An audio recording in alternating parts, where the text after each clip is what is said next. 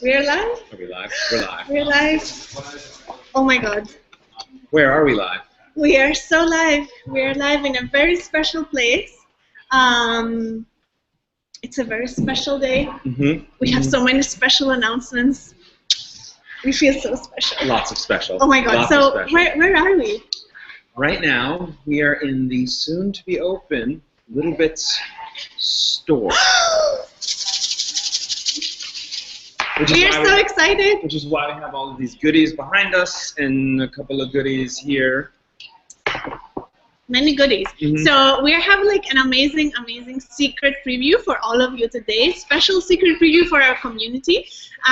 It's a little bit noisy, as you can hear, because we're in the store and They're everything. still setting up. They're still getting things together. But we can't wait to talk to you more about it. We have a very special guest, Scott Rosling, who is going to be joining us and talking Soon to to us. materialize right here. Right here. It's going to come right from the back. The store has magic capacities. But we also have amazing other announcements. Today is the day that we're going to announce the Bit Olympics winners. Da-da-dun-dun. Dun-dun-dun-dun-dun. Da-da-dun-dun. Bum-bum-bum-bum. Ba-bum. Bum. Ba-bum. So anyway, we have two amazing special guests. We have Zoraida Butter from the Netherlands. She's a playful arts curator. She's joining us live and one of our judges. And also Renaud Bedard, if I didn't kill his last name, joining us from Toronto. He's an amazing game developer, has developed a music score for his latest indie game. He works at Happy Games, and he was recently at Sonar playing a set with the synth and performing there. It was amazing. If you haven't seen it, you can scroll back in our Instagram feed from a couple of weeks ago. We have some videos. And check it out. It's awesome. pretty cool. So we have the pack agenda. First, a little bit of house rules. Welcome to all the newbies and to the veterans. If you are new to Hangout, just so you know, the way we run the community call is we have half an hour of special guests, announcements, and props in the big screen. So make sure you press play if you haven't already. And then we're going to break up into rooms. And today we're going to experiment. Right. It's a day of special things, we told you. So we're going to ask you to create your own rooms and kind of chat and meet in real virtual life with each other and talk about things that interest you. Yeah. Okay. Community call like no other community call No other. before. It's the best. And in the store. Oh my god, so it's time. Coming from the store live, Scott Rosling. Hey, Chloe. Hey, Dave. Hey, In the Scott. store, in the store, people just pop up from the floor. Yeah, it's magical. Yeah. You have to come. So yeah, where are we, Scott? So we're in the Little Bits store. The first store that Little Bits has opened, pop-up. We've been thinking about this store for years now, and just within the last couple of months, realized this is a vision that can come to life for us. So great to be here with you all. And we're in, I think, a very unique and special part of the store right now. You'll notice behind us the sorts of things. Yeah. What happens in this part of the store? Yeah. So the store was designed, really part lab and part store. So a real big element is workshops. Yeah. We wanted to bring in people who love to create, love to build, and invite them into our home, to a space that we love, and allow them to invent their own projects, to build on some projects that we have here on display that can be remixed and collaborated on. So really a wide open space, over 2,000 square feet. Some selling, but really to create a workshop environment and a lab for creating inventions large and small. Amazing. So exciting. When does it open officially? Are we open today? No, we are starting to put the pieces in place. We're officially opening on Friday. So come on in. If you live in New York or 11 a.m. stop by the store. If you don't live in New York, book your train tickets or plane Exactly. tickets now. Yes. Make sure you come with purple outfits. We can help you make them in the store. That's right. If you don't have them. Yeah. We can't wait for our community to have a new space and for everybody to be meeting and inventing here in New York. Yeah. Can't wait to have you all. Okay, well, we're gonna let Scott go and keep building the rest of the store. All right. This is only the part that's ready, so. Thanks a lot. Take care. Thank Scott. you. Bye. And off he goes with his magic hole. Okay, so moving on, we have two amazing special guests. I'm so excited about our guests tonight, Renaud and Zoraida. Do you guys want to say hello? Let's make sure. Hi. You just find the unmute button there. Hello. Hello, hello. I was wondering, like, maybe we can start and you can tell us a little bit about your experience at Sonar and how you came up with the whole concept for the set and how was it in Barcelona? That was a really, really good time. I've never been to Spain or Barcelona before, so just going there was amazing. But the festival was outstanding. Like, I keep hearing about Sonar for the past, I don't know, 4 or 5 years, and I never thought that I would go. And then I was invited by Little Bits to perform as kind of like the community part of their, like they wanted to showcase, or you wanted to showcase the community and show a music set built not by the creators of Little Bits, but also by the people using it. So I went there and I just started using, I'll get it out here, this amazing little machine, the Korg SQ1. That I managed to get my hands on because one of my friends sold Can it. we see it again, Renaud? Because the Hangout was just showing us and not you. Oh, sorry. So that's the Korg SQ1. It's another, like it's a 16-step sequencer made by Korg that integrates pretty well with Little Bits. And I thought, like, I'd already done some stuff with just Little Bits with sequencers and 4 steps and stuff, but it becomes really loopy really fast, and I thought I couldn't entertain like an hour of synth with just the basic stuff. But using the Korg also and connecting it with this, and I made a little Arduino module, a script for the Arduino module that made a time division so that I could have kind of a song structure going on, and it went super well. I was really happy with it. And it seemed like there's a lot of kids like listening to the show and feeling like they were watching something built in front of them. It was a really good reaction. Amazing.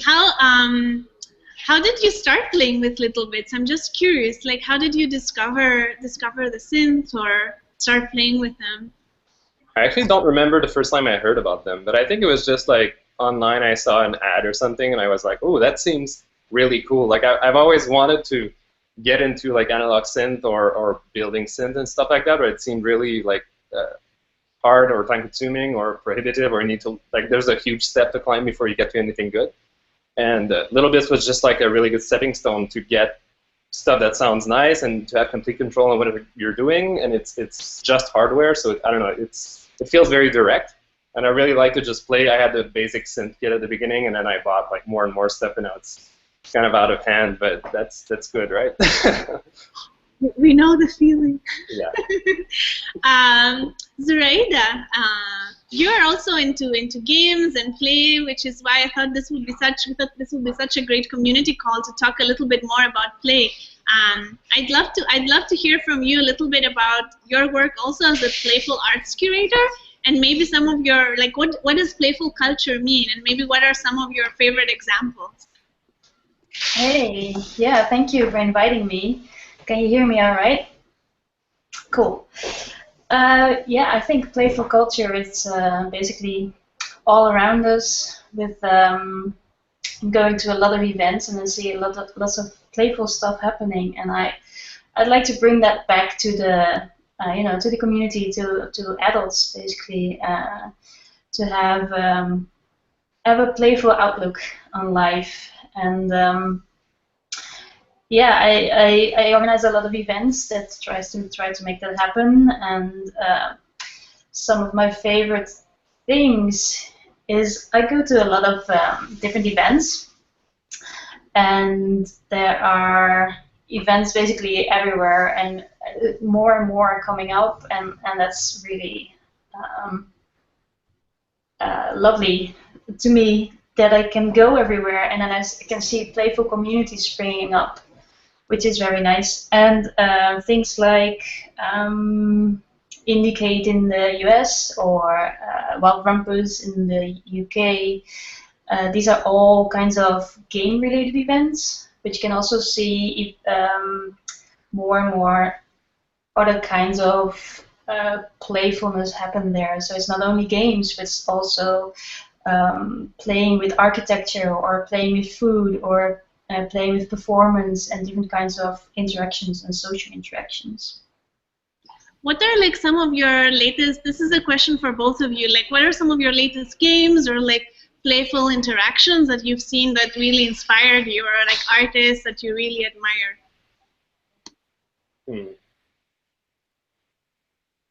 It's a good question. I guess any kind of like artist that's able to play completely live with like loop pedals. Like you see a lot of artists that just come on stage with one instrument or one synth, and then they just layer their voice and multiple tracks of the same thing or different synth, but one at a time. And to have that kind of mastery of technology as well as like the improvisational like power to make that happen, I think it's really cool, and I want to get to that level. Yeah, and for me, I see.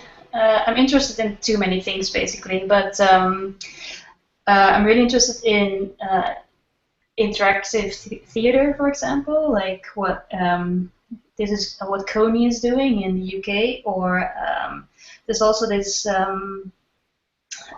thing going on with alternative controllers for video games, and that's really inspiring to see what kind of stuff people are making to have different interfaces to interact with what's on the screen or what's outside the screen, and what kind of social experiences that can make happen. Like, and there is this beautiful website now called Shake That Button, which like collects all of these different alternative controllers, which is really cool to see. I have a question. Also, I think a lot of times when we do these sorts of activities that engage the public in open spaces, kids are so quick and willing to engage and play, but engaging adults and getting them to sort of overcome this, I don't know if it's a feeling of I'm an adult, I don't play anymore, or I'm sort of uncomfortable doing this in public. I'm curious the ways that you've found that it's been really successful in getting those people engaged and to sort of discover a playful spirit they maybe didn't know they had. Yeah, well, it is indeed quite difficult to get them to play. It's really context dependent. So I organize a festival called Playful Arts Festival, and you know sort of that you can expect that you have to participate and that you just experience, and like we had, for example, frog suits that people had to put on, and then they could hop around a room that was sort of like a pond where they could like hop on. And I was actually surprised how many people were really enjoying that. But I guess that's because they could, have a suit that they could wear. Or we had some like doors in the middle of the city center in a public space where they could just open it, and then we had little sounds playing, and so they could make different soundscapes. And what you could see indeed was children, but also older people, like elderly people. They were really interested, and they were like exploring. And then, like in between that, it was more difficult. But we're slowly getting there and providing a context to for people to enable them to play, and that it's allowed to play. Makes it easier for them. Awesome. We have some questions from the community. Bitzers keep coming them in. So here's some questions. For Zoraida, what's the biggest challenge you're finding getting people to accept the online environment for collaborative art making? Well, online environment. I actually most of the stuff I do is actually based in physical space. So online is often just a step towards getting people together and make them collaborate in physical space. So yeah, I'm not doing a lot with online, making things happen online, but I just use it as a space to get the word out. Yeah, I mean, what I love about online, especially about our community, is that it gives the opportunity to so many people from like different locations to kind of connect and collaborate and learn from each other that I guess otherwise they wouldn't. But it's always interesting, right? Like we see this in our community. We have our local chapters, then we all meet online here in the call. Renaud, you have a question as well. The question is, have you played with your phone and the MIDI bit? I have not. I do have a MIDI bit, but I've never played with it. The reason why is I really like when I play with little bits that it stays kind of completely analog, like there's no computer involved, even though like there's some scripting involved for Arduino, but it feels like there's very little friction. I don't have to think about like the interconnect between the computer and them, and I'm not that used to also working with tracker software like Ableton or stuff that would allow me to use the MIDI bit really good, and I don't have any other synth, so. Like it's, I want to kind of get there, but yeah, I realized that you could probably use your phone to communicate MIDI over, I don't know, wireless. I don't actually know. We did have another question also about the Korg box, the sequencer that you were using. They wanted to clarify which one it was, and then maybe if you could just quickly describe how it connects with your little bits and how you're using it. So I actually have something set up, but it doesn't work. So I was only doing this idly while you were talking at the beginning. But anyway, that's the Korg box. The name is the Korg SQ1, so sequencer 1. So what it does, it's just like there's 16 knobs for pitch or whatever you would like. Like sometimes you control gate with them, sometimes it's pitch. And there's actually a little bits like it's all like headphone jacks at the top, so you plug in with like mono wires, but how you end up plugging with little bits is you get a proto bit, and you plug 2 of these wires into the proto bit, and that allows you to if you plug this into the little bits out that's there, and then you use that as a between a power and oscillator. You control the pitch of the oscillator with the frequency, like the value you set on the knobs, and you can set the speed with the tempo, so you can change the tempo. You can decide like which steps run, so you can make kind of a polyrhythmic kind of things, and it goes from 8 to 16 steps. You can set slide, so like it slides from one tempo, from one pitch to the other. There's a lot you can do with it. I'm only like still kind of experimenting with it and trying to understand like all that it can do, but like the interface with little bits is really that one jack that allows you to send gate and kind of value as voltage. But there's also other ones, like it sends a pulse for sync, so you can match the tempo to something else, to an external thing like a Volca or other synths. I was actually able to use that pulse to control the tempo of other stuff running in little bits by making a script. And that's what I was talking with the time division, is that I'm basically using a CV, like these CV bits, and I plug the sync out of the Korg that sends the tempo pulses into the CV, and then I parse that data, and I'm able to like make my own beats that follow the beat of the sequencer. So yeah, it's kind of cool. That was super cool. Thanks for the explanation. Dave was going to try to. He left, and he went to the. We have one in the store, and so I was going to compare. So apparently, in the store, we're using the MIDI bit instead of the proto bit. But that's one thing I always love, that there's more than one way to get things connected and to get things built. There is a MIDI out, but I've never tried it. I don't even know what kind of data it sends, actually. I'm curious to try it out. Cool. We should start a MIDI room after this is over in the Hangout and figure it out. Okay, but I think the big time has come for the Bit Olympic winners, who are gonna get these amazing medals. It's very fancy. Yeah. They're very comfy. They're very fancy. Outfits. They're very slick racing stripes. Oh, the back. Oh. Back. Sorry.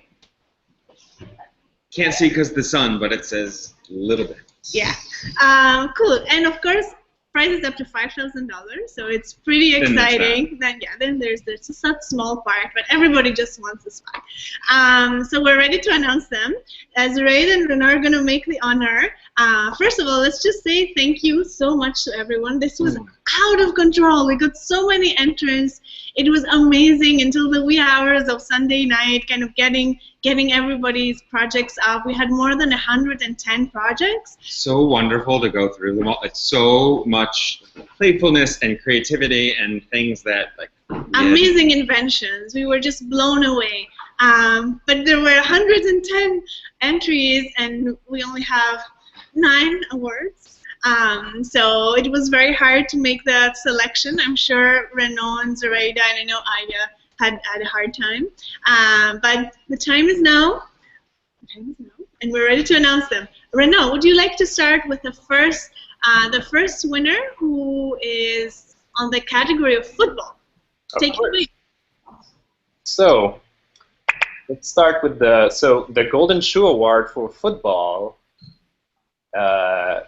Okay, so there seems to be 2 in the list. That's why I'm confused. Oh no, okay, it's the same thing. So sorry about that. So the Golden Shoe Award for football, the winner is I might mess up these names. I'm sorry. Morko Jonakovic and his family and friends from Belgrade, Serbia.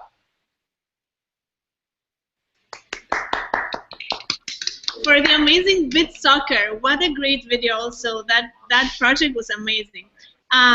Next up, the award for the rhythmic gymnastics. Zoraida, do you want to take it away? Yeah, sure. Yeah, I'd like to say thank you for all the amazing projects, because it was amazing and beautiful to see all the things. So, rhythmic gymnastics, the Big Air Award goes to Joey Wilson, Santa Fe. I don't know what name. Yay! Congratulations! Congratulations, Joey, for his amazing dancing robot that also had a custom bit made for. Renaud, you want to take it away with the next award? Let's do this. Yeah, I just want to say a word about the custom thing that was used for sound control. That blew my mind. It's really cool. And I really hope that's going to get into the Bit Lab, because it seems like a really promising thing. So the Track and Field Award, which is the Iron Bit Award, goes to 12-year-old Jamie from Ottawa, Canada, fellow Canadian. Bravo.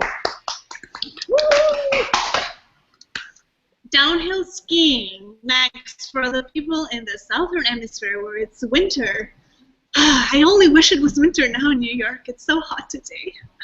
And we're wearing jackets. And we're wearing, but yeah, they're pretty jackets. They are. Pretty jackets. Okay, so, sorry, which one was it? Downhill skiing, right? Yeah. So downhill skiing, or the Black Diamond Award, goes to Caroline Dahl, Stockholm, Sweden. Yay! For her amazing project, Squeeze a Bit Ski. What a title. Okay, next up, table tennis. So, table tennis, which is the Top Spin Award, goes to Amnon Carmel and his students from Sydney, Australia. Sydney taking it away. Okay, and then we have the most uploaded projects, the Record Breaker Award. Zoraida, who does that go to? Okay, so most uploaded project. Record Breaker Award goes to Maria Renard, Santiago, Chile, with 10 total projects. 10! Amazing. Those 110, the 10 were Maria's. That's an entire Olympic team right there. An Olympic team ready to go with the most adorable members from her school. So the best documentarian, Renaud. Best documentation of the event, the Golden Camera, goes to Nicole Stumpf from Edmonton, Canada. Oh, so many beautiful pictures we got from Edmonton. Amazing. We couldn't stop looking at them. Okay, so last but not least, this is the moment you've all been waiting for. Who is the Grand Bit Olympian? The person who's going to take the one of everything and the glory of being the first ever Bit Olympian team. Do they get a bronze statue? I think they do at this point. Okay, this is an amazing entry. It was unanimous amongst our judges. It's the Olive Breath Award. Mm-hmm. It goes to Shu Ting Wang and her team of 7 others from Taipei, Taiwan, for her incredible project, The Respiration Game. Yeah. Excellent. So we're gonna do a little bit of an experiment now. We'll see if it works. We're gonna invite the winners, if there are winners in the Hangout room, to join the call. So we're gonna mute a little bit. I'm gonna go to an Hangout and see if there's anybody there, and you guys want to join and talk a little bit about your project. Find the winners. Winners, join.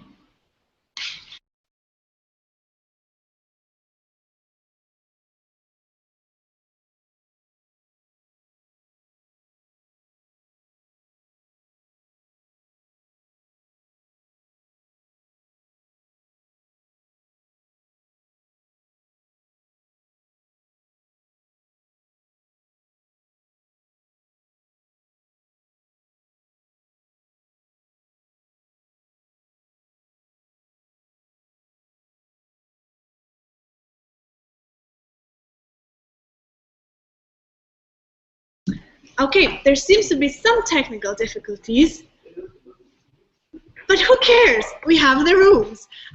So we're going to thank you all for a great morning, afternoon, wherever you are, late night. Oh, no, we have somebody. Is it Maria Renar with the 10 projects? Oh, my God. Hi, Maria. Yes, hi. Ciao, Maria. Are you calling from Chile? Yes, and I'm in the middle of a workshop here because we've got here 140 students. Look. Hey, guys. There's Carlos. And we're really just kind of stressed out here. That's the spirit of the true Pit Olympian. Always practicing, always in practice. Well, thank you so much for joining, Maria. We're going to meet all the winners in the rooms. And thanks so much for Renaud and Raida and Scott, who's somewhere in the store, for joining us today. New Yorker, don't miss out, 11 a.m. Friday. We're going to be waiting. Bye. I don't think it's been mentioned, but also the